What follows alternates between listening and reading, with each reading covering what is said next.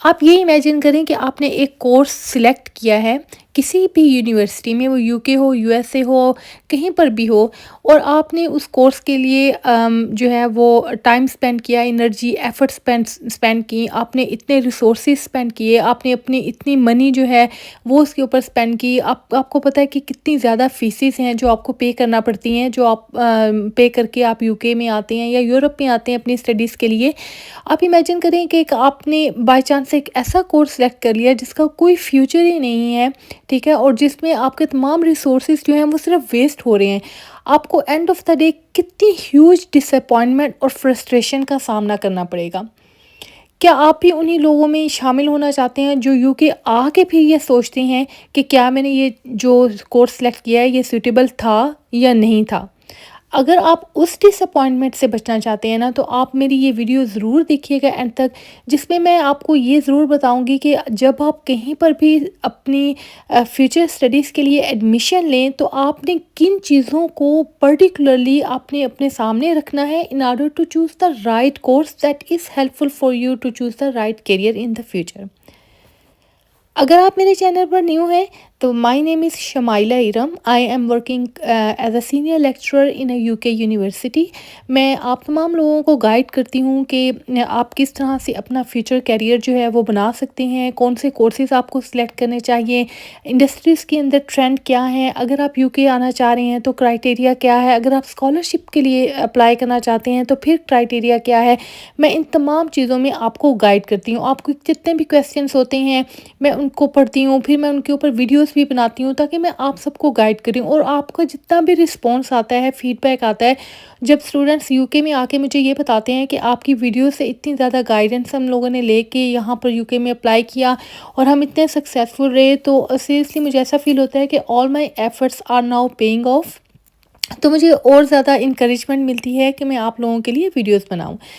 तो चलें जी, इस एक वीडियो में मैं आपको अपने साथ लंदन की भी थोड़ी सी सैर करवाती हूँ और साथ साथ मैं आपको बताती हूँ कि किस तरह से जब आप किसी भी यूके, यूरोप, अमेरिका किसी भी यूनिवर्सिटी में जब आप एडमिशन लेते हैं तो आपको कौन से कोर्सेज़ जो हैं वो सिलेक्ट नहीं करने। अच्छा, वो सारे कोर्सेज़ हैं जो आज से तकरीबन 5, 10 या 15 साल पहले बहुत इन डिमांड थे, या वो इंडस्ट्रीज़ के अंदर उनका एक ट्रेंड था, वो आज उस तरह से उनका ट्रेंड नहीं है। फॉर एग्ज़ाम्पल बहुत सारे स्टूडेंट्स हैं जो मुझसे ये पूछते हैं कि क्या हम इंग्लिश लिटरेचर में, अच्छा इंग्लिश लिटरेचर के बारे में जो है, या इंटरनेशनल रिलेशनशिप्स के बारे में, इस तरह के सब्जेक्ट्स के बारे में भी स्टूडेंट्स मुझसे काफ़ी ज़्यादा पूछते हैं। देखिए, अगर यहाँ पर यूके में कोई ऐसी जॉब्स आएँगी ना जो इंग्लिश लिटरेचर से रिलेटेड होगी, या आईआर से रिलेटेड होगी, या कम्युनिकेशन एंड मास मीडिया से रिलेटेड होगी, तो वो अपने ही लोगों को ज़्यादा प्रेफ़र करेंगे। इसलिए कि ये ऐसी डिग्रीज़ हैं जो बहुत कॉमनली लोग, मतलब इनमें जो है वो अपना करियर डेवलप कर लेते हैं, और ये बहुत ज़्यादा हाईली इन डिमांड भी नहीं है। इनकी सीट्स भी बहुत कम होती हैं, इनकी अपॉर्चुनिटीज़ भी बहुत कम होती है। अगर आपने एक ऐसा कोर्स चूज़ कर लिया है जिसमें जो इन हाउस जितना जो स्किल्स हैं वो उसको मीटअप कर रही हैं, इन हाउस से मुराद ये है कि अगर यूके के नेशनल लोग जो हैं वो उसको फुलफ़िल कर रहे हैं, तो वो उनको क्या ज़रूरत पड़ी है कि वो एक इंटरनेशनल पर्सन को बुलाकर या उसको वो डिग्री देके उससे वो काम करवाएँ। वो they will always prefer their own people. तो आपने कोर्स इस तरह का सिलेक्ट नहीं करना जहाँ पर जिसकी जो है वो इंडस्ट्री के अंदर भी इतनी डिमांड ना हो, और जो जो ऐसा कोर्स हो जो इन हाउस जितने भी लोग हैं या नेशनल जितने भी लोग हैं वो उसकी डिमांड को फुलफ़िल कर रहे हों। तो जैसे फॉर एग्ज़ाम्पल इंग्लिश लिटरेचर हो गया, आईआर इंटरनेशनल रिलेशनशिप हो गया, और फिर इसके बाद आर्ट एंड डिज़ाइन की जॉब्स हो गई, या फिर मास कम्युनिकेशन इससे रिलेटेड जॉब हो गई। तो आपने ये इस तरह के कोर्सेज़ तो बिल्कुल भी सिलेक्ट नहीं करने। इनकी आपको कहीं पर भी कोई जॉब नहीं मिलेगी। पहले तो बात ये है कि इस डिग्री का आपको कोई ऐसा सच फ़ायदा नहीं होगा, आपको कोई ऐसी स्किल नहीं मिलेगी जो कि आप डायरेक्टली किसी भी एक प्रॉब्लम को सॉल्व करने के लिए अप्लाई कर सकें। और अगर हैं भी उससे रिलेटेड जॉब्स, तो वो ऐसे लोगों को मिलेंगी जो कि नेशनल लोग होंगे, क्योंकि कम लोग इस तरह की डिग्रीज़ को सिलेक्ट करते हैं और इनमें कम जो है वो आपको एफ़र्ट्स करनी पड़ती हैं। तो इन हाउस जो है वो उनको बहुत सारे ऐसे लोग मिल जाएँगे जो उस डिमांड को फुलफ़िल कर रहे होंगे, वो जॉब आपको कभी भी नहीं मिलेंगी। इसके अलावा जो आपने नहीं कोर्स सेलेक्ट करने ना, वो है वो जो ट्रेडिशनल काइंड ऑफ स्टडीज़ थी ना, ट्रेडिशनल पैटर्न ऑफ स्टडीज़ था। फॉर इंस्टेंस बिजनेस से रिलेटेड, फाइनेंस से रिलेटेड या फिर कंप्यूटर साइंस से रिलेटेड। आपको हैरत होगी जब मैं कंप्यूटर साइंस की सेल्फ बात करूँगी। आज से अगर आप 10-15 ईयर्स अगो बात करें तो a degree in computer science was very very valuable. जो एक ट्रेडिशनल बेसिक कंप्यूटिंग की डिग्री होती थी ना, that was a very popular degree. लेकिन nowadays anyone who has that basic fundamental knowledge of computing, उसकी कोई jobs available नहीं है। ठीक है, अगर कोई हार्डली है, फिर वही मैं आपको बात करूँगी कि जो नेशनल्स होंगे उनको मिल जाएंगी।